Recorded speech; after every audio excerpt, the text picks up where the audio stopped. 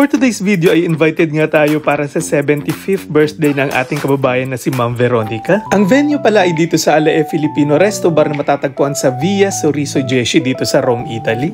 At ngayong araw nagsama-sama nga kami upang ipagdiwang ang isang napakagandang pagkakataon, ang ika-75th kaarawan ng isang napakahalagang babae sa ating buhay. At ito nga ay walang iba kundi si Ma'am Veronica. Ito nga at panoorin natin ang kanilang cotillion dance. At ito nga ay simbolo ng pagiging espesyal. Ang cotillion ay hindi basta-basta sayaw, ito'y presentasyon na parang pagbibigay galang sa celebrant. Pagpapakita din ito ng pasasalamat at pagmamahal. Shoutout din bala sa ating MC at pati na rin ang ating photographer. At alam nyo ba na hindi lamang ito simpleng birthday, kundi isang diamond jubilee na suma sa ilalim sa kanyang 3 kapat or 3/4 na siglo ng pagmamahal, sakripisyo at walang hanggang inspirasyon para sa kanyang pamilya, mga kaibigan at lahat ng nakakakilala sa kanya. Panoorin din natin ang mga kababayan natin na nag-alay ng pulang rosas sa birthday celebrant. Ito ay simbolo ng pagmamahal at respeto. Ang pulang rosas ay matagal ng tanda ng pag-ibig, paghanga at mataas na paggalang. Kapag iniaabot ng mamahal sa buhay ang rosas, ito'y parang pasasalamat sa lahat ng sakripisyo at pagmamahal ng celebrant.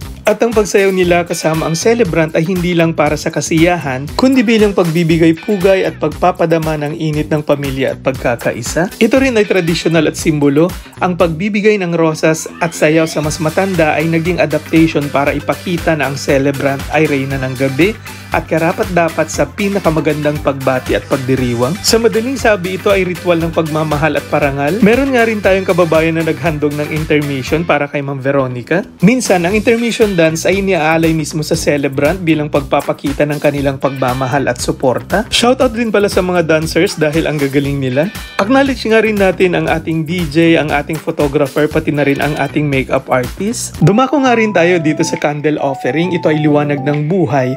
Ang kandila ay sumasagisag sa liwanag na patuloy na gumagabay sa celebrant sa kanyang paglalakbay sa buhay. Bilang mga Pilipino, likas sa atin ang pagiging mapagpatuloy. Ang pagkain sa birthday ay isang paraan ng pagpapakita ng pagmamahal at pag-welcome sa lahat ng bisita. At sa paniniwala ng iba, ang masaganang handaan ay nagdadala rin ng swerte at kasaganahan para sa celebrant at sa lahat ng nakiisa. Ang kainan ang nagiging sentro ng pagtitipon kung saan nagkakaroon ng kwentuhan, tawanan at mas matibay na samahan. Ang pagkain ay simbolo ng biyaya, ang pamimigay o pakikikain sa birthday ay paraan ng celebrant para magpasalamat sa Diyos at sa mga tao na naging bahagi ng kanyang buhay. Nagpalit nga ulit ng damit ang ating birthday celebrant at ngayon naman ay panunuorin natin ang ating mga kababayan na nagbigay ng mga regalo. Ang regalo ay konkretong paraan para maipakita na mahalaga sa atin ang celebrant. Ang wine pouring at wine tossing naman ay karaniwang bahagi ng mga milestone birthday celebrations, lalo na sa mga mas engrandeng programa tulad ng 75th birthday. Sa ilang kultura, ang wine tossing ay bahagi ng festive ritual na nagpapakita ng kasaganaan, karangalan at selebrasyon ng buhay.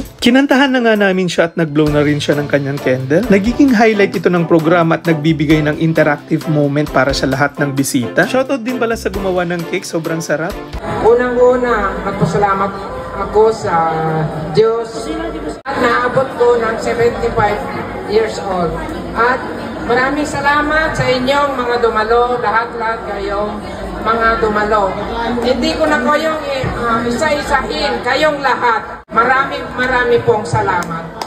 Kaya naman kung gusto nyo magpa-vlog sa akin, i-PM nyo na ako at pag-usapan natin ito. At kung nagustuhan mo itong video na to, palike and share naman ito. Maraming salamat sa panonood. Ciao a tutti!